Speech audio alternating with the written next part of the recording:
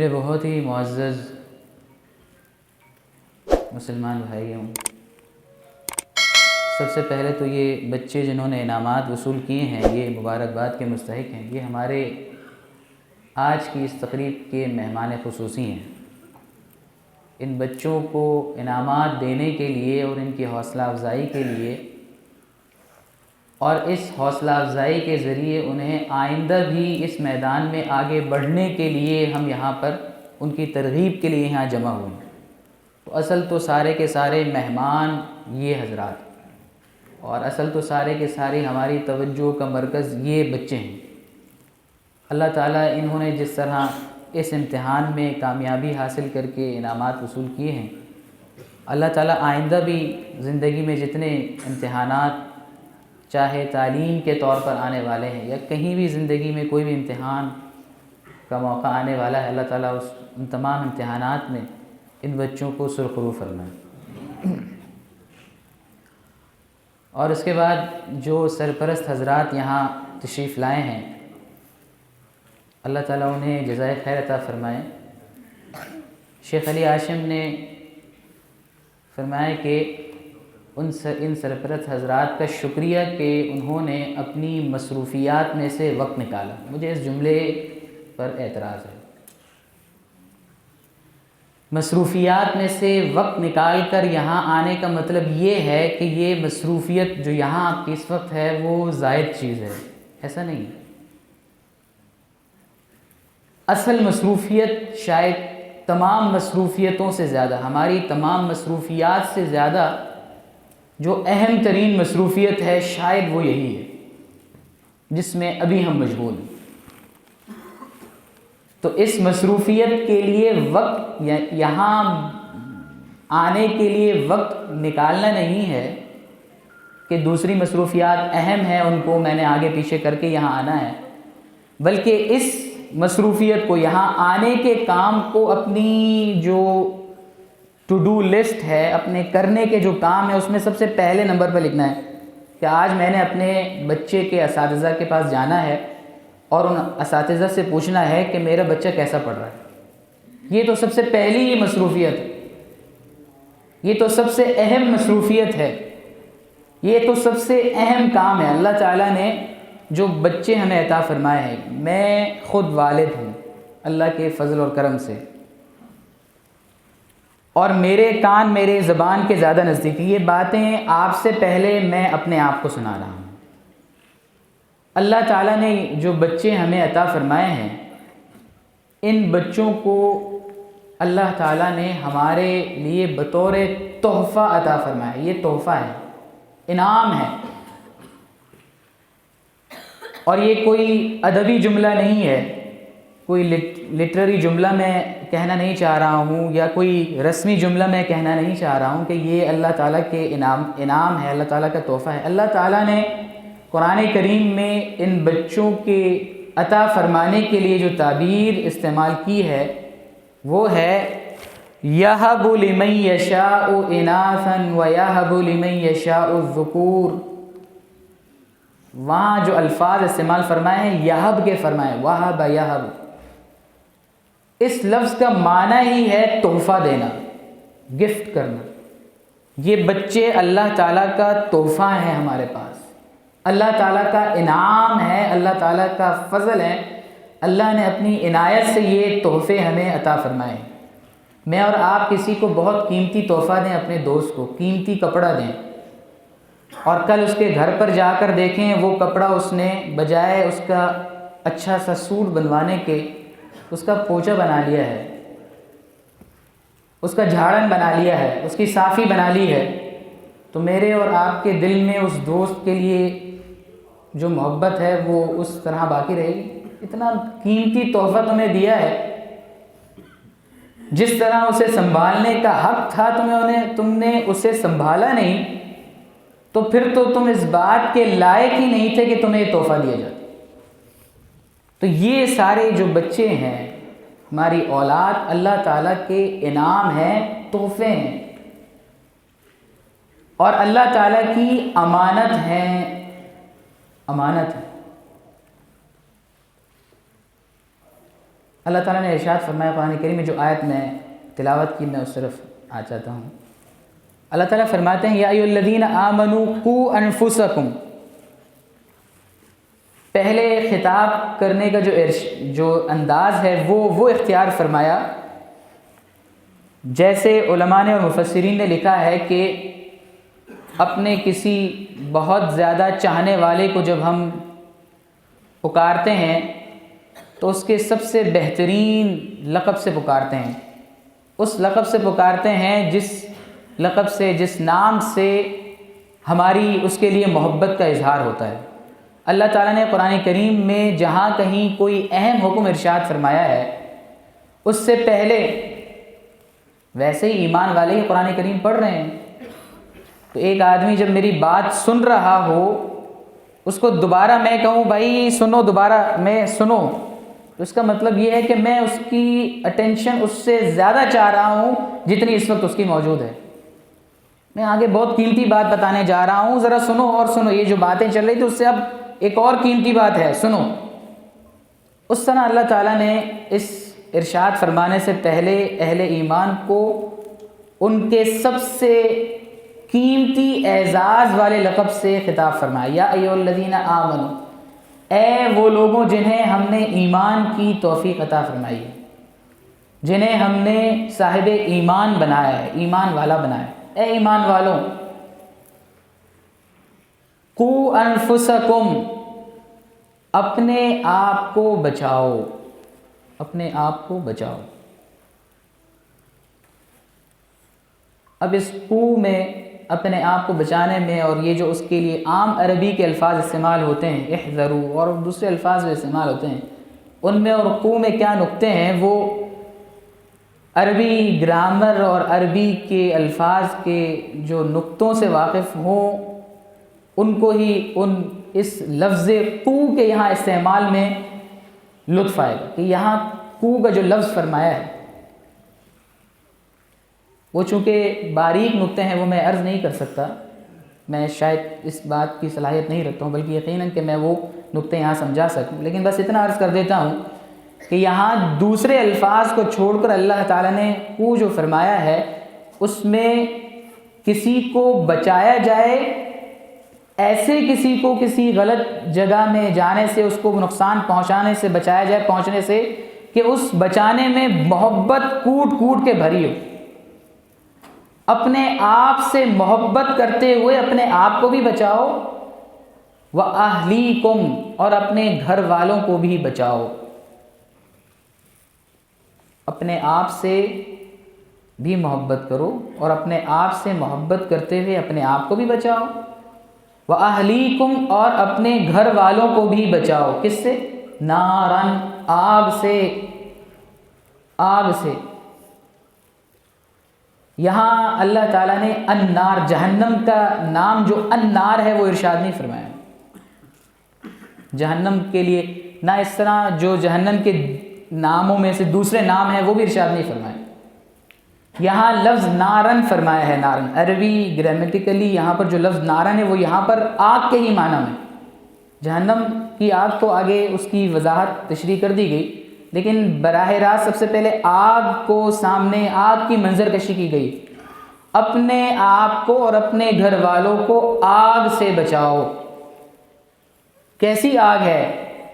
وقودها الناس والحجارہ، تمہارے دنیا کی آگ تو لکڑی سے جلتی ہے، ایندھن جو دوسرے استعمال ہوتے ہیں ان سے بھڑکتی ہے، یہ آگ ایسی ہے جس سے بچانے کا کہا جا رہا ہے، وہ آگ ہے جس کے ایندھن، جس کا بھڑکنا، جس کا شعلوں سے بھرنا، وہ ہوگا لوگوں کو ڈال کر اور پتھروں کو ڈال کر۔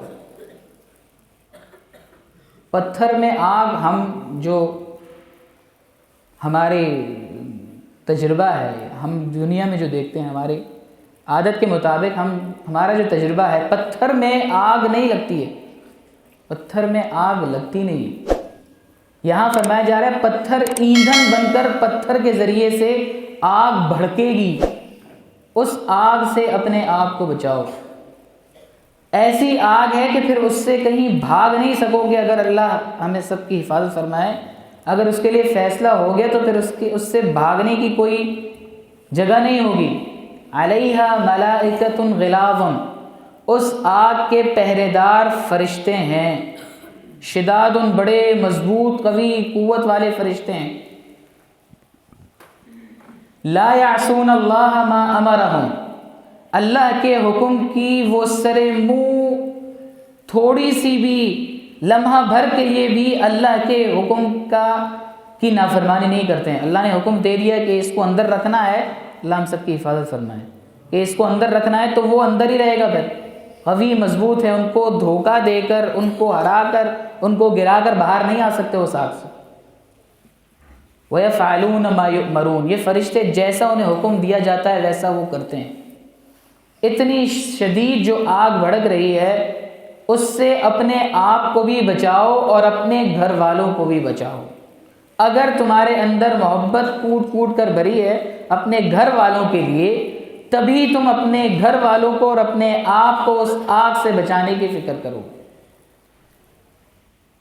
اب میں نے عرض کیا نا کہ یہاں پر کہا آگ، براہ راست لفظ آگ کا استعمال کیا، جہنم کے کسی اور نام کی بجائے آگ کا لفظ استعمال کیا. اس میں علماء نے نقطہ یہ لکھا ہے کہ جیسے ہم بھی عام طور پر کبھی کبھار الجھن میں پریشان ہو کر یہ کہہ دیتے ہیں 2 مرتبہ سمجھایا نہیں مانا تو میں نے کہا ٹھیک ہے چلو جو کرتے ہو کرو. کسی گناہ کے کام سے، کسی برے کام سے ہم اس کو روکتے ہیں اور جب وہ نہیں مانتا ہے تو ہم کہتے ہیں ٹھیک ہے میں نے 2 دفعہ سمجھایا نہیں مانا، جانے دو. اللہ تعالیٰ اس آیت میں آگ کا ذکر فرما کر میری اور آپ کی آنکھیں کھول رہے ہیں کہ برے کام سے آپ نے روکا ہے تو کیا آپ نے ایسے ہی روکا ہے کہ اگر دنیا میں کوئی آگ جل رہی ہے، خوب بھڑک رہی ہے، چمک رہی ہے، بچہ اپنی ایکسائٹمنٹ میں، اپنے جوش میں اس آگ کی طرف بڑھتا ہے اور اس آگ میں ہاتھ ڈالنے کی کوشش کرتا ہے، تو کیا تم اس وقت بھی اس کو 2 دفعہ سمجھاؤ گے بھائی مت جاؤ آگ کی طرف، اور 2 دفعہ نہ سمجھانے کے بعد اس کو اس آگ میں کودنے دو گے؟ ہرگز نہیں. جیسے اس آگ کو جو تم دیکھ رہے ہو بھڑک رہی ہے وہ آگ، بچہ اپنی ناسمجھی میں، غفلت میں اس آگ میں ہاتھ ڈالنے کو ہے، جیسی تڑپ سے، جیسے کڑن سے تم اس آگ سے اپنے بچے کو بچاؤ گے، کھینچو گے، اگر وہ پھر بھی جانا چاہے تو شاید سختی بھی کرو گے، ایسے ہی برا کام جو آخرت کی آگ میں جانے کا سبب بنے اس سے بھی اپنے آپ کو بھی اور اپنے گھر والوں کو بھی بچانے کی فکر کرو. یا ایھا الذین آمنوا قوا انفسکم واہلیکم نارا، اس آگ سے اپنے آپ کو بھی بچاؤ اور اپنے گھر والوں کو بھی بچاؤ، اپنی اولاد کو بھی بچاؤ. یہ ذمہ داری ہے، یہ میری اور آپ کی ڈیوٹی ہے، یہ اللہ کے دیے ہوئے تحفے کی قدر ہے. اگر ہم اس تحفے کی قدر نہیں کر رہے ہیں اور تربیت کو کوئی اضافی مصروفیت سمجھ رہے ہیں، بچے کی تربیت کرنے کو یا بچے کے تعلیمی حالات کے لینے کے لیے آنے کی مشقت کو کوئی اضافی مصروفیت سمجھ رہے ہیں، تو یہ آیت ہماری آنکھیں کھول رہی ہے کہ بچے کی تربیت کی ذمہ داری نبھانا اضافی مصروفیت نہیں ہے، تمہاری بنیادی مصروفیت ہے. بچے کی تربیت کے حوالے سے فکر مند ہونا اضافی مصروفیت نہیں ہے، ہر وقت کی مصروفیت ہے. اور یہ پھر میں عرض کروں، یہ 5 ماہی مصروفیت بھی نہیں ہے، یہ تو 24/7 کی ذمہ داری ہے. بچے کی تربیت کی فکر کرنا، بچے کے تعلیمی حالات کی فکر کرنا، بچے کی کیفیتوں کی فکر کرنا، نگرانی کرنا، یہ 24/7 ہفتے کے 7 دن اور دن کے 24 گھنٹوں کی مصروفیت ہے بھائی. 1 دن 2 دن دے کر ہم فارغ نہیں ہو رہے. کوئی والدین، اس میں کسی مذہب اور دین کی بھی تفریق نہیں، مسلمان ہو غیر مسلم ہو، اس کی میں عرض کر رہا ہوں اس کی بھی تفریق نہیں. والدین اولاد کے لیے ہمیشہ اچھا چاہتے ہیں، جانور بھی اپنے بچے کے بارے میں بڑا حساس ہوتا ہے، وہ بھی اپنے بچے کے لیے اچھا چاہتا ہے، اسے کوئی گزند نہ، تکلیف نہ پہنچ جائے، کوئی پریشانی نہ پہنچ جائے۔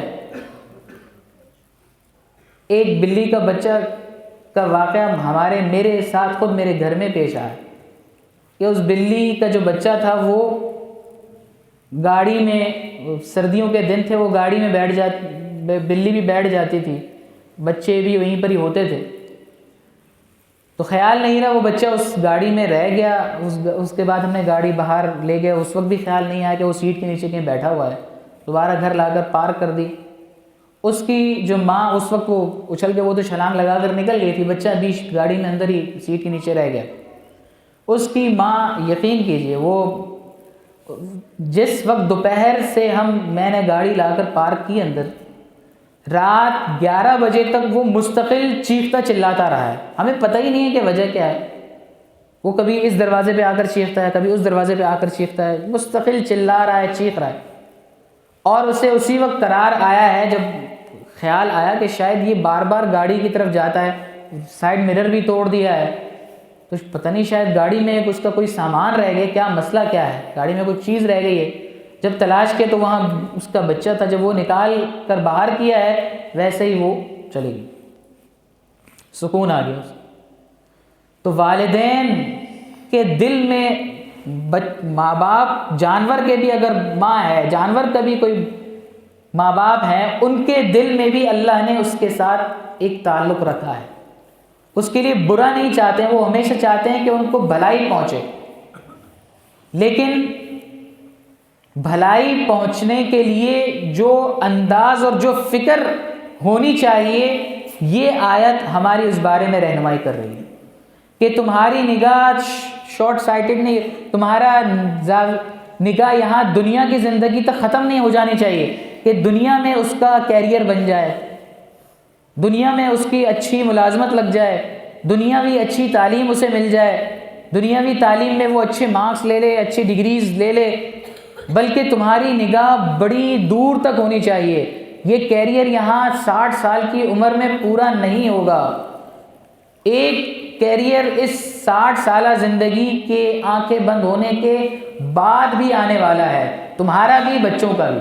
اس کے لیے یا ایھا الذین آمنوا قوا انفسکم واہلیکم نارا، اس کیریئر کو بنانے کے لیے آنکھیں کھول دو۔ وہاں آنکھیں بند ہو کر جو کیریئر شروع ہونے والا ہے، اس کیریئر کے لیے ابھی سے آنکھیں کھولی ہونی چاہیے، ابھی سے اپنی آنکھیں کھول دو۔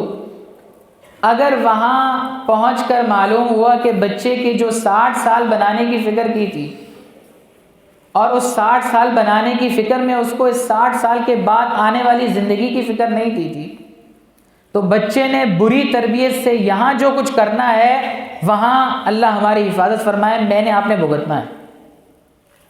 اور اگر بچے کی تربیت کے حوالے سے ہماری نگاہ دور تلک تھی، صرف اس زندگی اور اس کیریئر کی فکر نہیں بلکہ اس کے بعد والی زندگی کے کیریئر کی فکر بھی ہمارے پیش نظر تھی، تو بعد میں ہماری آنکھیں بند ہونے کے بعد یہاں جو بچہ اچھے کام کرے گا وہاں اس کا پھل ہمیں ملے گا۔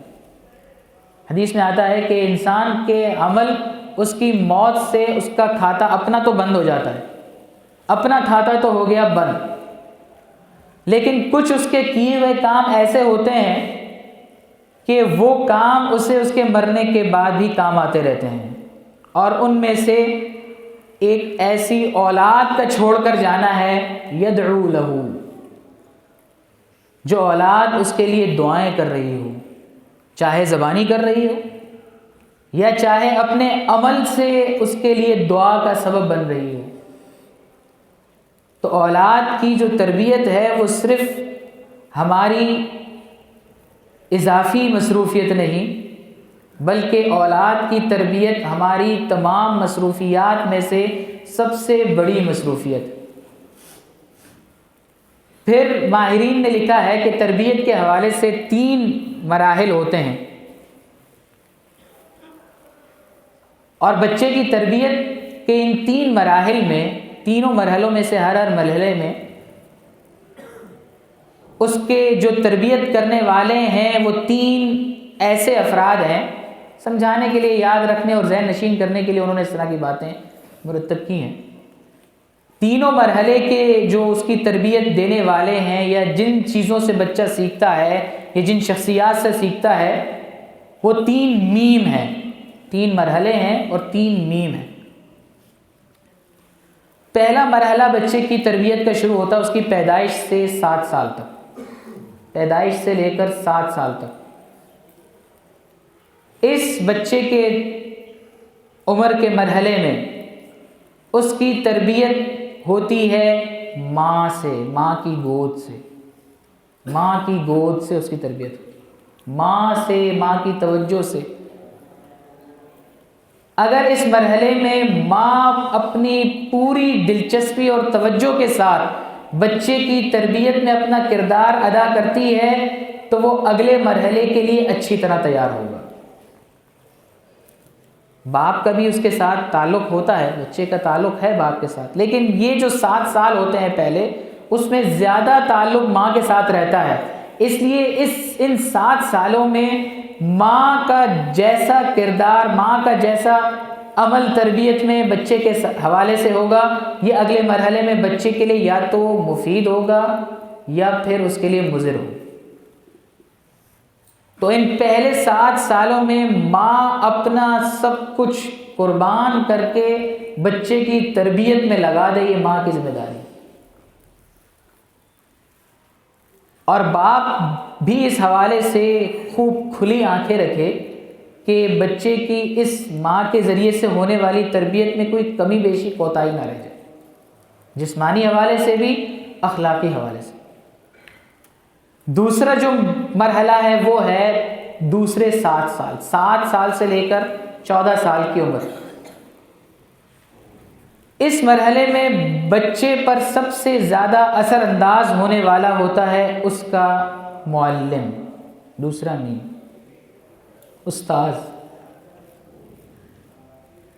جیسا اچھا استاذ، جیسے اچھے کردار والا استاذ، جیسے اچھے اخلاق والا معلم، جیسا اچھی تربیت کرنے والا معلم، ویسا ہی بچہ بنے گا۔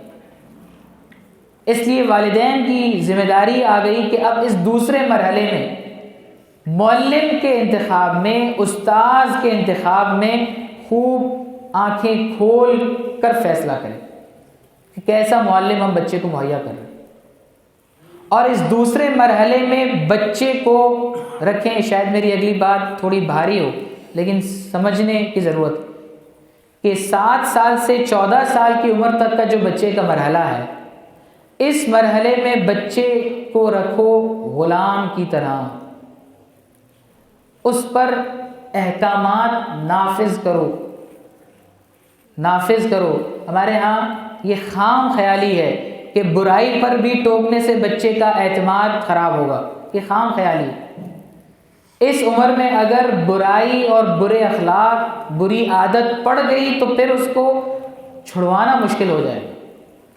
اور اگر طریقے سے، حکمت کے ساتھ، اچھے انداز سے، اور یہ بغیر مار کٹائی کے بھی ہو سکتا ہے، بغیر ڈانٹے بھی ہو سکتا ہے، یہ سمجھنے کی ضرورت ہے۔ بغیر ڈانٹے بھی اصلاح ہو سکتی ہے، بغیر ڈانٹے بھی حکم نافذ کیا جا سکتا ہے۔ آپ نے فرمایا کہ جب تمہارا بچہ 10 سال کا ہو جائے تو اسے نماز نہ پڑھنے پر مارو۔ نماز نہ پڑھنے پر مارنے سے مراد سختی کرو۔ خیر، یہ جو دوسرا مرحلہ ہے 7 سے 14 سال کی عمر تک کا، یہ ہے اس عمر کے مرحلے میں بچے کو غلام کی طرح ٹریٹ کرے، اس کو غلام کی طرح رکھو اور اس پر اچھے احکامات نافذ، تمہیں یہ کرنا ہے۔ اور اگر اس میں کوئی وہ بد اخلاقی دکھاتا ہے تو طریقے سے اس کو سمجھایا جائے، نہیں سمجھتا تو تھوڑا بہت سختی کی جا سکتی ہے۔ حدیث میں جب اجازت مل گئی ہے تو تھوڑی بہت سختی کی جا سکتی ہے، جانوروں کی طرح مارنے کا یا ایسے مارنے کا کہ جس سے بچے کی صلاحیتیں بالکل ہی ڈل ہو جائیں، بچے کی صلاحیتیں ابھرنے کے بجائے دب جائیں، اس کا کوئی نہ حامی ہے نہ کہہ سکتا ہے۔ لیکن تھوڑی بہت سختی کرنا اس مرحلے پر بچے کے آئندہ مستقبل کو بنانے کے لیے ضروری ہے۔ بچہ نافرمانی کرتا ہے بچہ مانتا نہیں ہے، بچے کو سمجھایا بچہ مانتا نہیں ہے، تو اس نہ ماننے کے اسباب تلاش کرنے چاہیے، اس نہ ماننے کا سبب تلاش کرنا چاہیے. مان کیوں نہیں رہا ہے؟ ٹھیک بات ہے، مان کیوں نہیں رہا ہے، اس کے اندر یہ ماننے کی صلاحیت کیوں پیدا نہیں ہو رہی؟ میں اس سے ایک اچھے انداز سے بھی بات کر رہا ہوں، تب بھی وہ میری بات کیوں نہیں مان رہا ہے؟ تو نہ ماننے کے جو اسباب لکھیں وہ یا تو یہ ہوتا ہے مکافات عمل، بچہ اس وجہ سے نہیں مانتا ہے کہ خدا نہ خواستہ میں نے بھی اپنے والدین کی نافرمانی کی. جو گناہ، جن گناہوں کی سزا دنیا میں مل جاتی ہے ان میں سے ایک یہ بھی ہے کہ والدین کی نافرمانی کرنے کا جو سزا ہے وہ آڑے آتی ہے. اگر ہوئی ہے، انسان سوچے اللہ سے معافی مانگے، یا اللہ مجھ سے غلطی ہو گئی، یہ آزمائش، اس آزمائش سے مجھے محفوظ فرما دے. یا نافرمانی کر رہا ہے بچہ کہ وہ جس ماحول میں جا رہا ہے، جن بچوں کے ساتھ اٹھنا بیٹھنا کر رہا ہے، وہ بچے اس انداز کے ہیں، ان اخلاق کے ہیں، بد اخلاق ہیں، اس ماحول کو تبدیل کیا جائے، اس سے بھی بچہ نافرمانی سے باز آ جائے. تیسرا سبب ہوتا ہے کہ نافرمانی اس وجہ سے بچہ کر رہا ہوتا ہے کہ بسا اوقات ہم اپنی غصے میں، اپنے جوش میں بچے کی بات ہی نہیں سن پاتے، وہ اپنا تتھار، اپنا غم بیان ہی نہیں کر پاتا، وہ اپنی اندر کی جو کڑن ہے وہ بتا ہی نہیں پاتا، جس کی وجہ سے ہم اپنے غصے میں اس کو ڈانٹنا ڈپٹنا شروع کرتے ہیں، اور وہ سامنے سے ماننے کے بجائے اس کے اندر مزید ضد پیدا ہو جاتی ہے. یہ بھی بچے کی نافرمانی کا سبب اور وجہ لکھی ہے. اور بھی کچھ وجوہات، یہ موٹی موٹی وجوہات ہے. خیر میں اپنی بات سے ہٹ جاؤں گا، اس وجہ سے میں اس تک ہی محدود رہتا ہوں. اس دوسرے مرحلے کے بعد تیسرا مرحلہ بچے کی تربیت میں اہمیت کا جو مرحلہ ہے تربیت کے حوالے سے، وہ 14 سال سے 21 سال تک کا ہے. اس 21 سال کے بعد پھر بچہ ہاتھ سے نکل نہ بھی جائے تو ایسا ہوتا ہے جیسے نکلا ہوا. باپ اور بچے کے جوتوں کا ناپ برابر ہو جاتا ہے. تو اس 14 سے 21 سال کی عمر کے بعد کا تو مرحلہ یہ ہے کہ پھر آپ اس پر، اگر یہ 14 سے 21 سال میں آپ نے یہ کام کر لیا جو میں بھی عرض کرنے لگا ہوں، تو وہ 21 سال سے 60 سال تک آپ کا دوست رہے. وہ کام کیا ہے؟ 14 سے 21 سال تک بچے کے ساتھ دوستی کی جائے، وہ بھی گہری دوستی، صرف دوستی نہیں بلکہ گہری دوستی. 14 سال تک حکم نافذ کر دیا. اب بچے کو پتہ ہے 14 سال کی عمر میں کہ ہاں والد جو مجھے کہہ رہے ہیں اس میں میری بھلائی ہے، اور اگر نہیں کروں گا تو وہاں سے سختی بھی ہوگی. اچھے اخلاق کے راستے پر وہ آ گیا ہے. 14 سال سے 21 سال جب اس کی آنکھیں کھلتی ہیں، اسکول میں، کالج میں، یا بڑی اپنے 14 سال کے ہم عمر دوستوں سے جب وہ ملتا ہے، اگر آپ نے اس کے ساتھ گہری دوستی نہیں کی تو پھر وہ کسی اور کو اپنا گہرا دوست بنائے گا. اس لیے 14 سال سے لے کر 21 سال تک کی عمر، یہ ماہرین جو تربیت کے ماہرین ہیں انہوں نے لکھا ہے کہ ان 7 سالوں میں بچے کے ساتھ دوستی کی جائے، بلکہ گہری دوستی کی جائے، کہ اس سے جو کوئی پریشانی ہے وہ بجائے کسی باہر کے دوست کو بتانے کے سب سے پہلے آپ کو آ کر بتائے ابا مجھے یہ پریشانی ہے، یہ تکلیف مجھے لاحق ہے، اس کو اس پریشانی کو آپ دور کریں. اگر آپ نے دوست بن کر، ہم نے دوست بن کر اپنے بچے کی اس پریشانی کو دور نہیں کیا تو وہ باہر کسی غلط دوست کے ہاتھ چڑھ سکتا ہے. اس وجہ سے 14 سال سے 21 سال تک کی عمر دوست بنا کر بچے کے ساتھ دوستی ہموار کیجیے. آخری بات کرتے ہیں.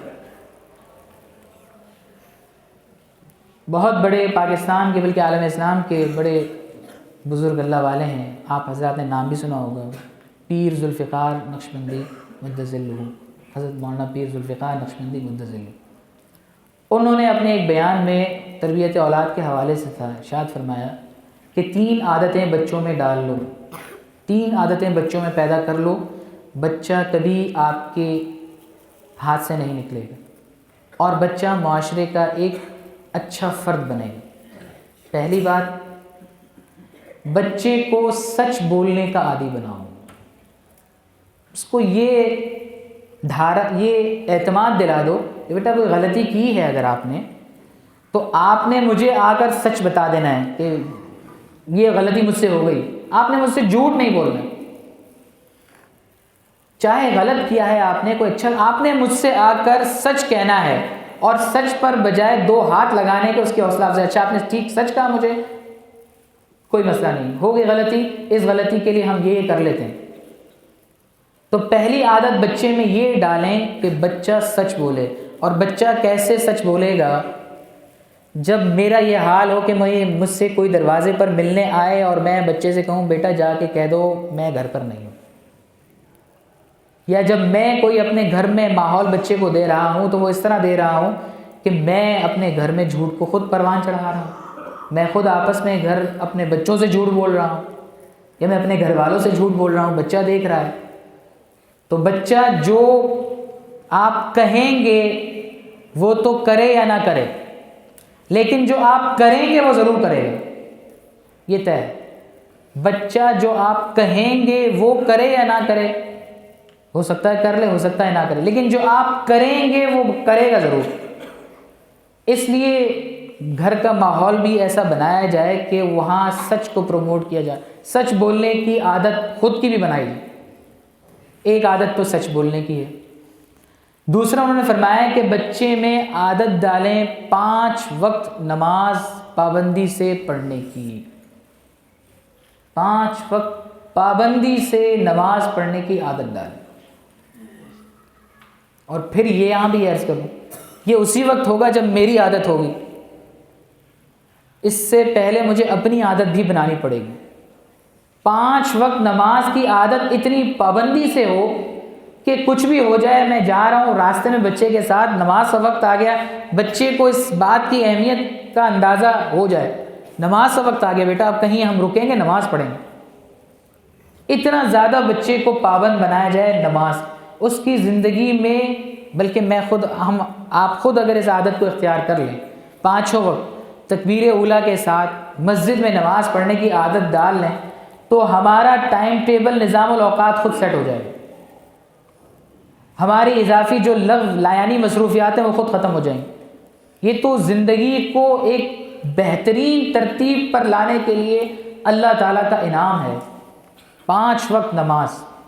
تو دوسری عادت بچے میں پیدا کی جائے کہ بیٹا 5 وقت نماز جو پڑھنی ہے اس میں کوئی کوتاہی نہیں ہونی چاہیے، کوئی کمپرومائز نہیں ہے اس میں، فجر سے لے کر عشاء تک. اور فجر بچہ اسی وقت پڑھے گا جب میں پڑھوں گا. اگر میں سویا رہوں گا تو بچے کے لیے بھی فجر کی نماز غیر اہم ہو جائے گی. ابا جی سو رہے ہیں ٹھیک ہے، گھر والے سب سو رہے ہیں تو نماز اس کا مطلب ہے کوئی اتنی اہم چیز نہیں. میں نے پھر عرض کر رہا ہوں آپ سے دوبارہ کہ جو ہم کریں گے وہ ہمارا بچہ کرے گا، کہیں گے وہ کرے یا نہ کرے، جو ہم کریں گے وہ کرے گا. اس لیے تربیت بچے کی کرنے سے پہلے اپنی ہم خود بھی تربیت کریں. اور تیسری چیز جو حضرت نے فرمائی وہ یہ ہے کہ بچے کے اندر خدمت کی عادت ڈال دی جائے.